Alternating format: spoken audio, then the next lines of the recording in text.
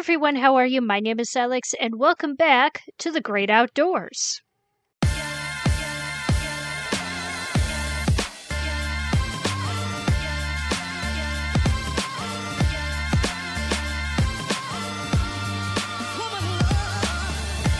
In this episode of The Great Outdoors, we are building a slightly modded iron farm. This farm took me several days to design, and I hope you enjoy watching this project come to life. Next up, we'll tackle the long overdue marketplace so the villagers can have a place to buy and trade their goods. First things first, I upgraded most of my gear with mending, so that's out of the way.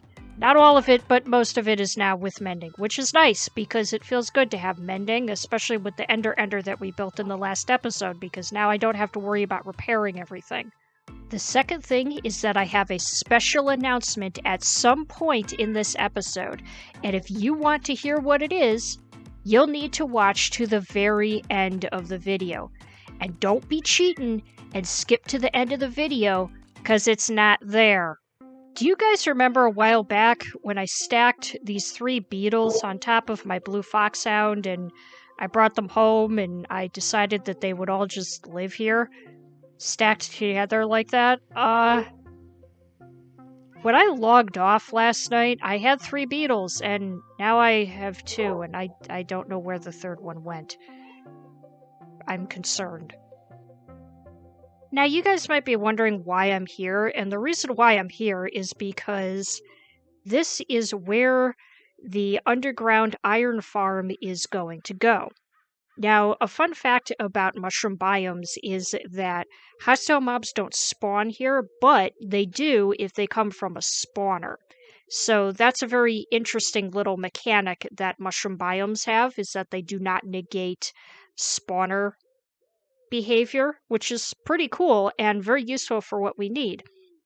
Now, the reason I'm coming all the way over to this island is because I actually want to convert this into kind of like a steampunk industry zone. Like, I want to kind of turn this into like industry land in a sense, where there's going to be all kinds of farms and like high-tech buildings and redstone stuff happening here.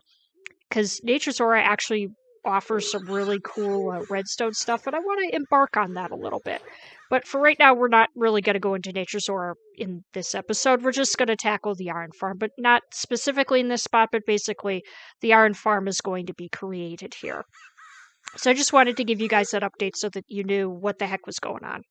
Before we go any further, I just want to point out to you guys that you may have noticed that I had this waypoint here for zombie spawner in at least the last couple of episodes. This is where I will be getting the spawner to use in the iron farm. I just wanted to make sure that that was really clear with you guys. This zombie spawner I found several episodes ago, right in like the beginning of the series. So yeah, that's where this is coming from. Alright everybody, so as you can see here, this is an underground iron farm, and this is the farm that we will be creating in my survival world.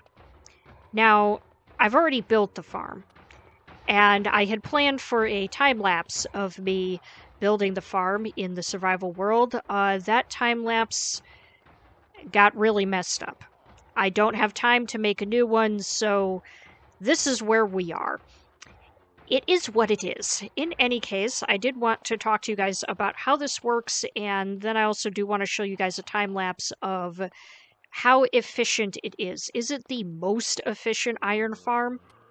No. Was I trying to make a really efficient iron farm? Yeah, I was. And I think for my first attempt, this is okay. It's definitely a workable farm. I am getting, in the survival world, it's a sizable amount of iron. So it's not a bad farm. And the way that I came up with this was by looking up a photo of an underground iron farm. The reason why I want it to be underground is because I don't like having iron farms above ground and how unsightly just a floating iron farm in the sky is. It drives me nuts. I wanted it to be underground instead so I could just hide it and have it serve a purpose and then that be it.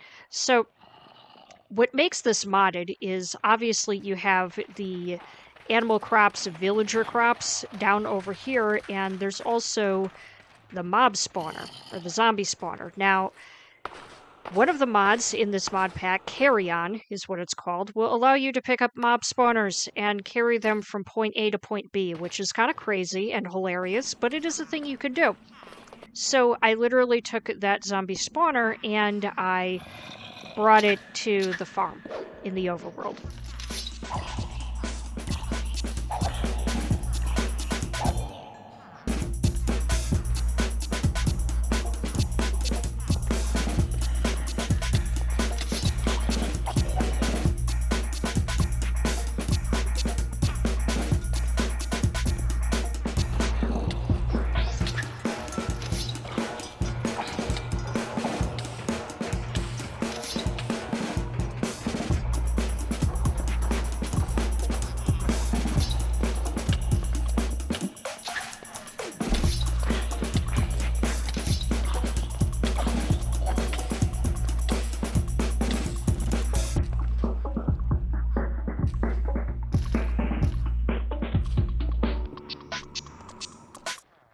You'll also notice there are some beds here, and there is a very simple redstone contraption of a daylight sensor with sky access. It is hooked up through redstone and redstone repeaters into these pistons. These are sticky pistons, and these are just, cobblestone blocks. So when it turns nighttime, these will go up, and the villagers will sleep. Because really the only thing that you need to make an iron farm viable is to have a zombie that will scare the crap out of the villagers and a way for them to sleep. So they sleep here, and then obviously they wake up when day comes, and the farm works. They spawn in these iron golems go down the water, they die in the lava, they go into these hoppers here, they go into the chest. I don't think I can open the chest because I'm in spectator, but in any case, they go down the chest, and there you go, you get your iron.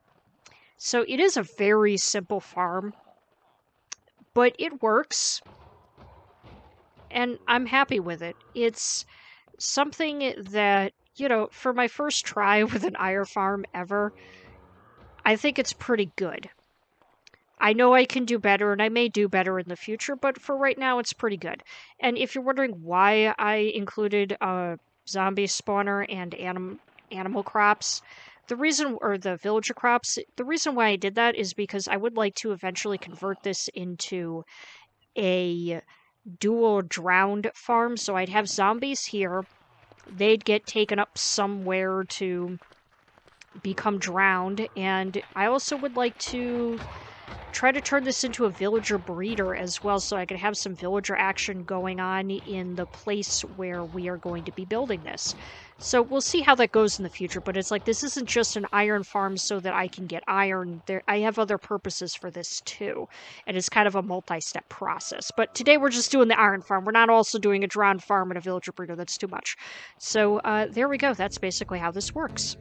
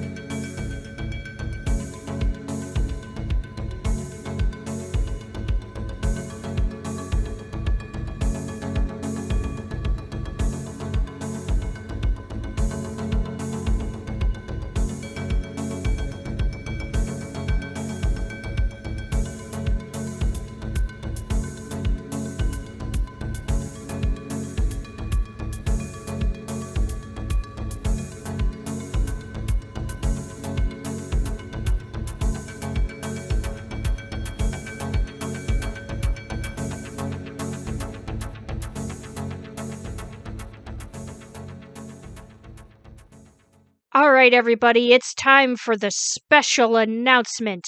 I have a 1.18 SMP called Block by Block coming soon. I'm collaborating with friends old and new, and to stay updated about when this series starts, make sure to subscribe and ring the bell. These are all of the things that I'm going to be using to make the marketplace today. Not the scaffolding, the buckets, or the cobblestone. No, we'll be using all these random chests here and all this carpet and decorations and things. And I've been you've probably seen these baskets hanging out in my backpack for like weeks on end. They were always intended for this marketplace. I made them and I hung on to them, and that's how it happened. So, anyway, I'm going to show you guys just how I am going to make one of them, and then we're going to jump into a time lapse. Alright, let's get to it. I brought Jenny and the Foxhound, who still doesn't have a name, by the way. Could someone please, in the comment section, please suggest a name for this Foxhound, because I really can't think of one. Yeah, I brought them with me because I felt like it. So, do I want to do it? I think I want to do the first market cart right here, like, going this way. Like, yeah. I don't know how else to explain it. So what I want to do is I actually want to go boop, boop, and boop. Do I like that right there? No, I don't.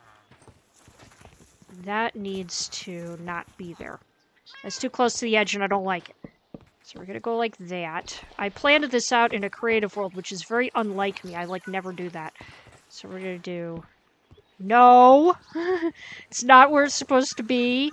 Placing the vertical slabs is, like, the most challenging experience among all challenging experiences. Alright, so that's the shape that we're going for there. It's not supposed to float. So, where are my... There they are. It's like, where are my trapdoors? These are supposed to be wheels. Just go with it, everybody. Just imagine they're wheels, okay?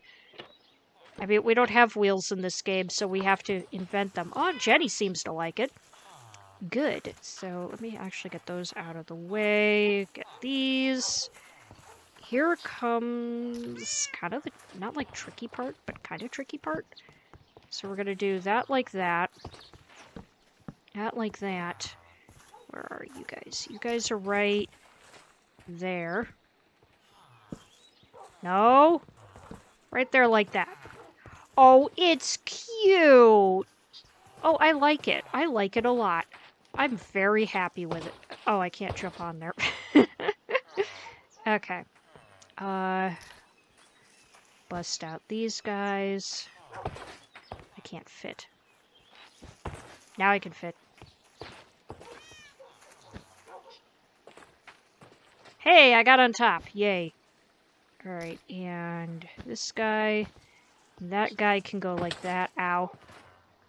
And then I'm gonna take banners. Banner, banner. Oh, do I like that? Oh no, I did them farther down. That's what it was. I remember now. I did them farther down. Like that. Just to cover up the blank space. You guys have no idea how long it took me to collect all of these materials. It, like, drove me bonkers. This one is going to be a food cart.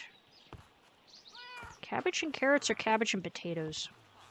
I'm gonna do cabbage and potatoes. So... Excuse you.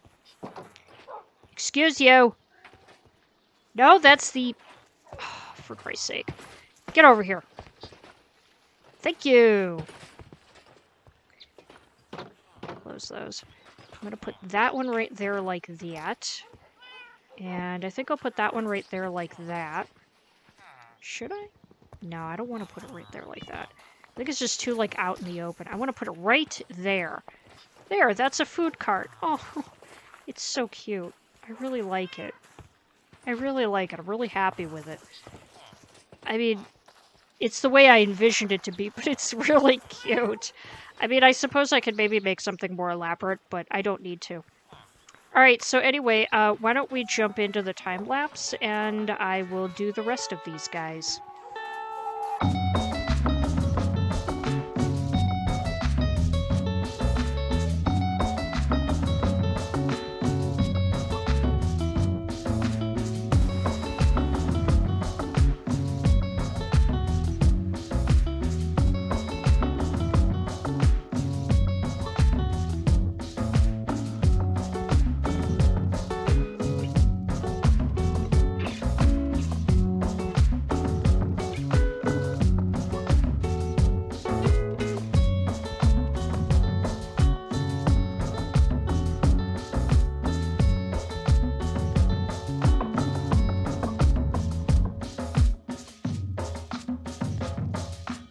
So you see this area that we've been living in here since the beginning of the series, an area that I've actually lived in for about 6 months, all things considered.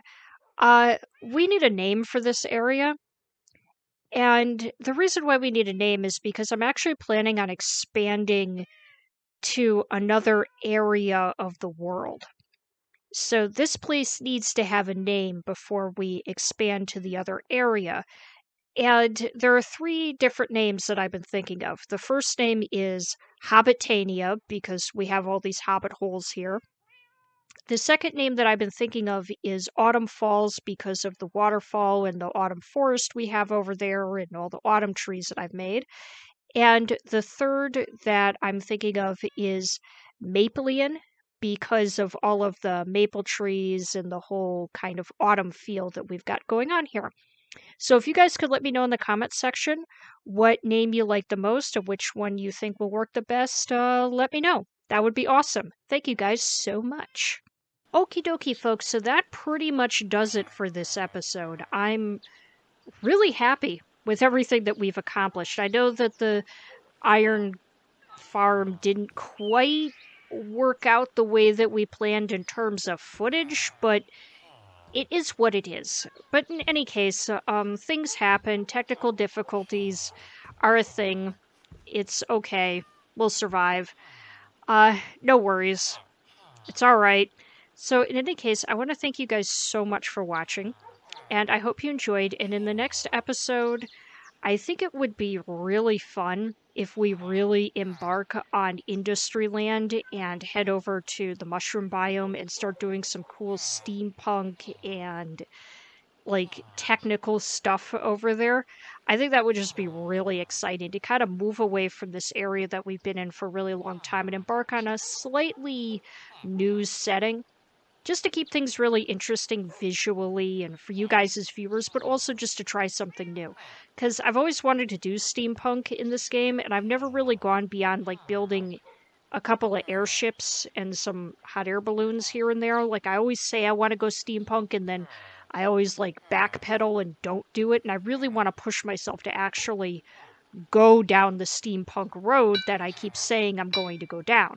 So I'm actually going to go down that road, especially because this mod pack I've made really has some cool steampunk type stuff, or stuff that looks like it'd be really good with steampunk, and I want to give that a try. So in any case, thank you guys so much for watching. I hope you enjoyed, and if you did, then feel free to subscribe, comment, and like if you want to see more. And as always, I will see you guys next time.